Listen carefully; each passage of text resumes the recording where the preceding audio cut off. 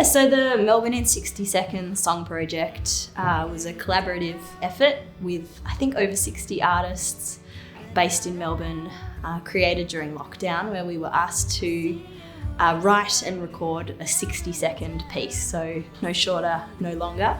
Well, I was really delighted to be asked to be part of the project because, like many artists, I was feeling a little bit unmotivated and in a bit of a slump. This project gave me the impetus to get all my home recording gear and stuff together, and it was actually the first tune that I've ever released that I've recorded at home myself, doing all the vocals, all the guitars, all the instrumentation. It was easier to write a short song because it was very contained.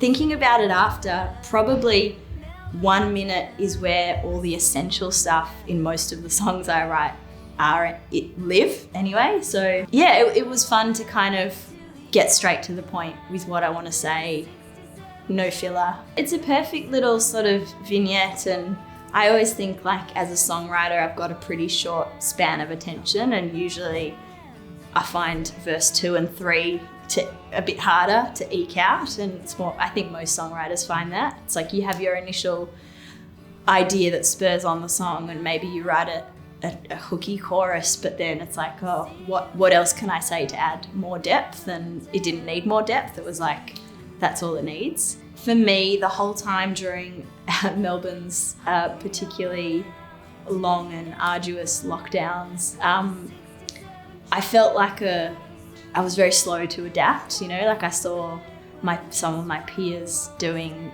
live stream shows, weeks after COVID happened and being right on the ball. And I felt like a bit of a slow turtle to come out of my shell each time. And then when each lockdown was lifted, I sort of cautiously went back to gigging.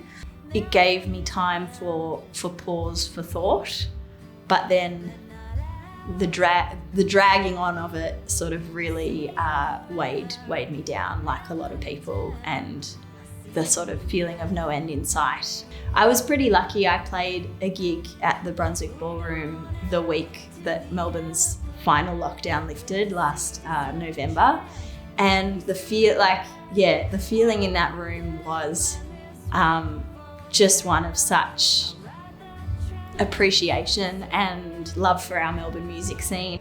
People say, the Melbourne weather brings us all indoors to gather and create, and that broodiness of grey Melbourne winter sort of spurs on a bit of that angsty creativity that you don't get in maybe warmer, more pleasant climates. I think the people in Melbourne don't take themselves too seriously, in a good way. Many people know the life of a musician, especially one playing original music, can be quite unstable and unpredictable, but the pull of music has just always been so strong for me, and I guess it's like a vicious cycle where I'm compelled to write, so then I'm compelled to share my music.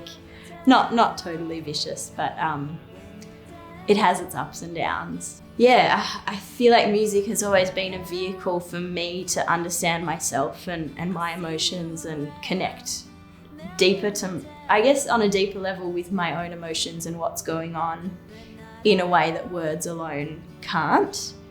And I think when we do that, we can then connect with other people on a deeper level. Well, I think I was really curious about what everyone else had done, and I couldn't wait to hear all the other songs.